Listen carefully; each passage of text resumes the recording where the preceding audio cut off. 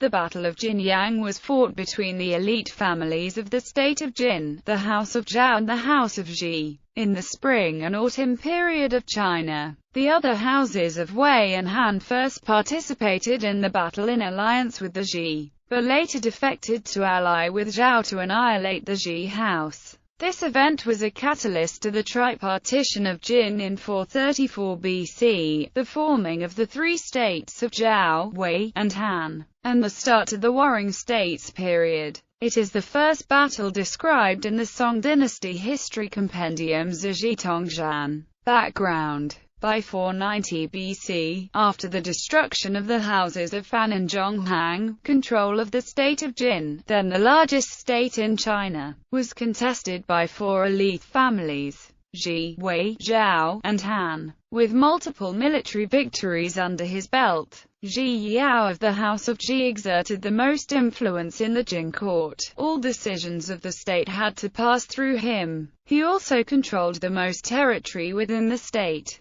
The reigning Duke of Jin, Duke Ai, was powerless to restrain him, so Ji Yao, in his pride, began to demand lands from the other three houses. The houses of Wei and Han reluctantly complied to evade Ji's wrath, but Zhao Zhangzi refused to cede the territories of Lin and Zhelang, both in modern-day Lishi, to Ji. Ji, in retribution, formed a secret alliance with the houses of Wei and Han to attack Zhao. Zhao Zhangzi suspected an attack from Ji, since he has heard that Ji sent envoys to Han and Wei 3 times, but never to Zhao. After rejecting suggestions to move to Jiangxi or Handan out of concern for the people there, Zhao Zhangzi asked his minister Zhang Mengtan where he could prepare his defense. And Zhang Mengtan suggested Jinyang because Jinyang had been well governed for generations. Zhao agreed, and summoned Yan Lingsheng to lead the army carriages and cavalry ahead to Jinyang, Zhao himself to follow later. Once in Jinyang, Zhao Zhangzi, following the suggestions of Zhang Mengtan, issued orders to refill the granaries and the treasuries, repair walls, make arrows, and melt copper pillars for metal. By virtue of past governance, the treasuries, granaries, and arsenals were filled within 3 days, and the walls repaired within 5. Thus all of Jinyang was prepared for war.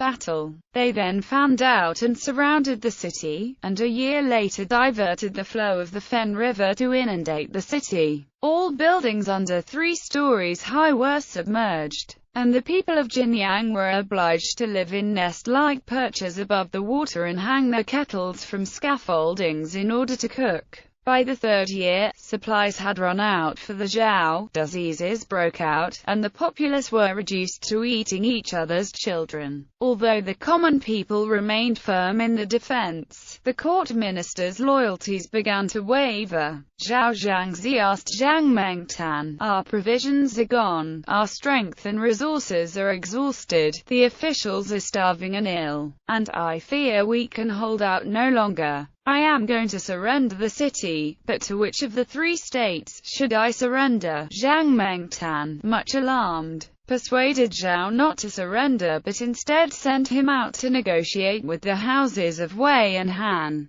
The houses of Wei and Han were promised an even split of Zhao's territories when the battle was won, but both the Wei and Han leaders were uneasy, since they understood that they would be soon to follow if Zhao fell to Ji. Ji Yao's minister, Shi Ci, warned Ji that the 2 houses were going to revolt, since the men and horses of Jinyang eating each other and the city is soon to fall. Yet the lords of Han and Wei show no signs of joy but instead are worried. If those are not rebellious signs, then what are they? Ji paid Shi Ci no heed, and instead told the lords of Han and Wei of Zai's suspicion. Shi, knowing that his warning fell to deaf ears, excused himself from the battlefield by going to the state of Qi as an envoy. Indeed, when Zhang Mengtan secretly met with Wei Wanzi and Han Kangzi, who confessed that they were secretly planning to mutiny against Ji, the 3 discussed their plans and settled on a date to execute the plans.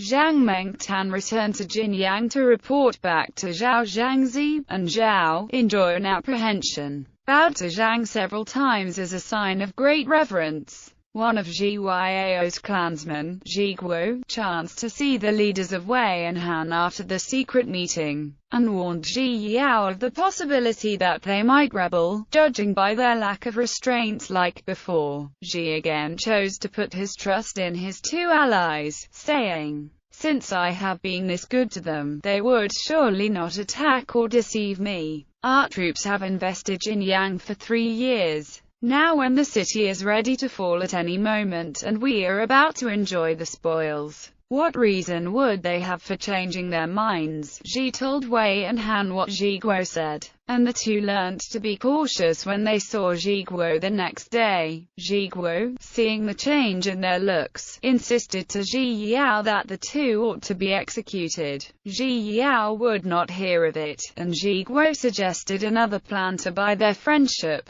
to bribe the influential ministers Zhao Jia of Wei and Du and Gui of Han with involvement of the Zhao lands. Jiao rejected the proposal because the Zhao lands were going to split in 3 already, and he did not want to receive less than 1/3 of the eventual spoils. Seeing that Jiao would not listen, Jiguo left him and changed his surname to Fu as a precaution. Hearing this, Zhang Mengtan urged Zhao Zhangzi to take action immediately, lest Jiao changes his mind. Zhao then dispatched Zhang Mengtan to the camps of Wei and Han, alerting them of the time of the final attack. On the night of May 8, 453 BC, Zhao troops killed the men guarding the dams of the Fen River and let the river flood the Ji armies. As the Ji armies fell into chaos trying to stop the water, the Wei and Han armies attacked Ji from the sides and Zhao led his soldiers in a frontal attack. Together they inflicted a severe defeat on Jiyao's army and took him prisoner. Zhao Zhangzi had a grudge on Jiao because Ji had often humiliated him in the past, thus he executed Ji and made his skull into a winner cup.